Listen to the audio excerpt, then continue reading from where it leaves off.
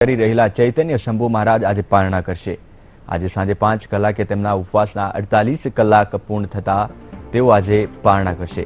દેશી ગાયના દૂધથી પારણા કરશે તેમજ તેમને પારણા કરાવવા માટે મહામંડલેશ્વરના ભારતી બાપુ, દિલીપદાસ બાપુ અને ભાગવત મંદિરના ભાગવત ઋષિ ઉપસ્થિત રહેશે।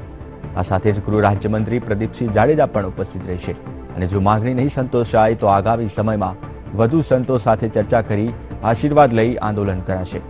ઉલ્લેખનીય છે કે કેરળમાં યુથ કોંગ્રેસ દ્વારા વીપ પાર્ટી યોજીને ગૌમાંસ પરના પ્રતિબંધના ધજાગરા ઉડાવવામાં આવ્યા હતા, જેના સમગ્ર દેશ અને ખાસ કરીને હિન્દુવાદી સંગઠનોએ ભારે વિરોધ કર્યો હતો। હાલ મદ્રાસ હાઈકોર્ટે પણ સરકારના આ પ્રતિબંધ પર સ્ટે આપતો હુકમ કર્યો છે, ત્યારે સરકારનો ગૌમાંસ પરના પ્રતિબંધના સમર્થનમાં ચૈતન્ય શંભુ મહારાજે 2 દિવસના ઉપવાસની જાહેરાત કરી હતી।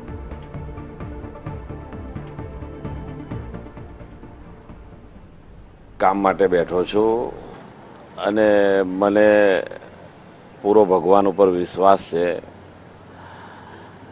મને નથી લાગતું કે હું 5 વાગ્યા પહેલાં અહીંયાથી ઊભો થઈને કોઈ જગ્યાએ જઉં। હું 5 વાગે જ અહીંયાથી ઊભો થઈશ। ગઈકાલે થોડું બીપી ડાઉન થઈ ગયેલું, સોડિયમ થોડું ઓછું હતું। બહુ સ્વાભાવિક છે કે રૂટીન લાઈફની અંદર થોડો પણ ચેન્જ થાય એટલે શરીરને થોડી અસર થતી હોય છે, પરંતુ હું આજે 5 વાગે દેશી ગાય ગૌ માતાના દૂધથી પારણા કરવાનો છું। તો અંગે વધુ વિગત આપશે અમારી સંવાદદાતા સોનલ અનડકટ। સોનલ, જે રીતે વાત કરવામાં આવે તો ચૈતન્ય શંભુ મહારાજના ઉપવાસનો આજે છેલ્લો દિવસ છે, કેવા પ્રકારનો પોલીસ બંદોબસ્ત ગોઠવવામાં આવ્યો છે?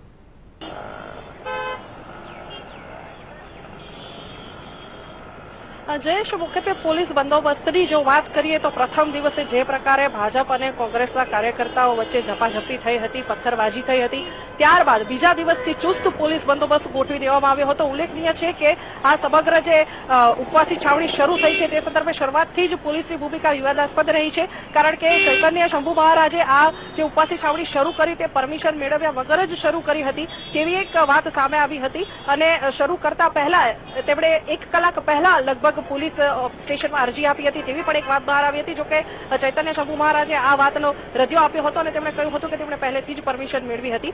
વધુ એક વાત કરીએ તો અત્યારે આજના દિવસમાં જે ગૌરક્ષક સમિતિના પ્રમુખ છે નાગજી દેસાઈ, તે અહીંયા આવવાના છે અને તેમણે ગઈકાલે એવો પડકાર ફેંક્યો છે, એવી જાહેરાત કરી છે મીડિયા સમક્ષ કે તેઓ અત્યારે ચૈતન્ય શંભુ મહારાજ જે ભાજપના પણ નેતા છે, ગૌરક્ષક જે આયોગ છે તેના તે ઉપાધ્યક્ષ છે અને તેઓ આજે ઉપવાસ પર બેઠા છે, તેમને તેઓ ગૌરક્ષક તરીકે માલધારી સમાજના તેઓ આગેવાન છે નાગજી દેસાઈ, ત્યારે ખરેખર ગૌ રક્ષા શું છે અને ગાય શું છે તે સમજાવવા માટે થઈને તેઓ ઉપવાસી છાવણીની મુલાકાત લેશે, આવી એક જાહેરાત તેમના તરફથી ગઈકાલે કરવામાં આવી હતી। અને જો નાગજી દેસાઈ અહીંયા આવે તો કયા પ્રકારનું વાતાવરણ સર્જાઈ શકે તેવી એક ભીતિ એક અહીંયા પ્રસરેલી છે અને તેના આધારે તેમના સમર્થકો સાથે અહીંયા આવવાના છે ને તેમને ખાળવા માટે થઈને ચુસ્ત પોલીસ વ્યવસ્થા અહીંયા ગોઠવી દેવામાં આવી છે। તમે જોઈ શકો છો કે અહીંયા સોલા વિદ્યાપીઠનો જે આ ગેટ છે ત્યાં પોલીસ તરફથી બેરિકેડ ગોઠવી દેવામાં આવ્યા છે કે જેથી કરીને કોઈ પણ વ્યક્તિ કે કોઈ સમૂહ આગળ વધી ન શકે અને ટ્રાફિક કે એ અડચણરૂપ બનાવવા માટે થઈને આ બેરિકેડ ગોઠવી દેવામાં આવ્યા છે। આ ઉપરાંત આ છેલ્લા 2 દિવસ દરમિયાન જેટલો પોલીસ બંદોબસ્ત ન હતો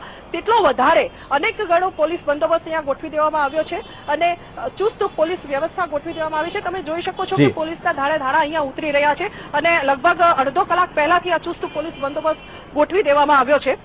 ઉલ્લેખનીય છે કે નાગજી દેસાઈ જે આજે આવવાના છે તેમણે એવો પડકાર ફેંક્યો છે કે હકીકતમાં ગૌરક્ષા શું છે, કારણ કે માલધારી સમાજના આગેવાન તરીકે તેઓ લાંબા સમયથી એક આંદોલન ચલાવી રહ્યા છે ગૌરક્ષા માટેનું અને તેમની પણ એવી માંગણી છે કે ગાયને રાષ્ટ્રીય પ્રાણી જાહેર કરવામાં આવે, પરંતુ તેમનો આક્ષેપ છે કે જે પ્રકારે ભાજપની સરકાર અત્યારે ગૌરક્ષાના મુદ્દે મત વીણી લેવા માંગે છે તે ખોટું છે અને તે તેમને સાચી દિશા બતાવશે તેવો એક તેમનો પડકાર છે। તે હજી સુધી અહીંયા પહોંચ્યા નથી, તે અત્યારે લગભગ થોડો સમયમાં અહીંયા આવે તેવી એક સંભાવના પોલીસ સૂત્રો તરફથી વ્યક્ત કરવામાં આવી છે અને તે સંભાવનાના આધારે ચુસ્ત પોલીસ વ્યવસ્થા ગોઠવવામાં આવી છે। બિલકુલ સોનલ, જો નાગજી દેસાઈની વાત કરવામાં આવે તો ગઈકાલે તેમણે ચૈતન્ય શંભુ મહારાજનો વિરોધ કર્યો હતો। તેમણે જણાવ્યું હતું કે આ સમગ્ર ઉપવાસ આંદોલન છે ભાજપ પ્રેરિત છે અને એવામાં એમની મુલાકાત કરવા માટે જો આવી રહ્યા છે તો શું લાગે છે, કોઈ ઘર્ષણની સ્થિતિ સર્જાઈ શકે છે કે કેમ?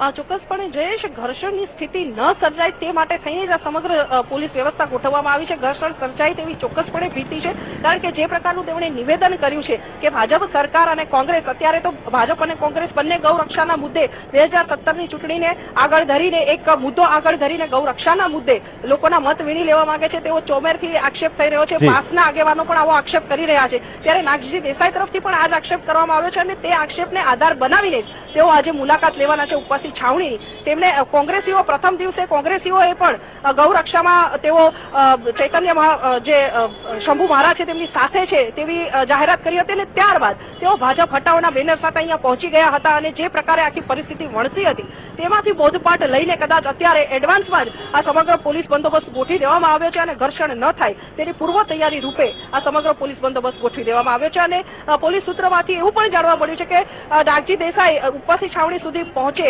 તે પહેલા જ તેમની અટકાયત કરવાનો સમગ્ર વ્યૂહ ગોઠવી દેવામાં આવ્યું હોય તેવું સ્પષ્ટપણે જણાઈ રહ્યું છે. જયેશ. બિલકુલ સોનલ, અમારી સાથે જોડાવા બદલ આપનો ખૂબ ખૂબ આભાર. તો ચૈતન્ય શંભુ મહારાજના ઉપવાસનો આજે છેલ્લો દિવસ છે. કોઈ ઘર્ષણની સ્થિતિ ન સર્જાય તે માટે ચુસ્તપણે પોલીસ બંદોબસ્ત ગોઠવી દેવામાં આવ્યો છે.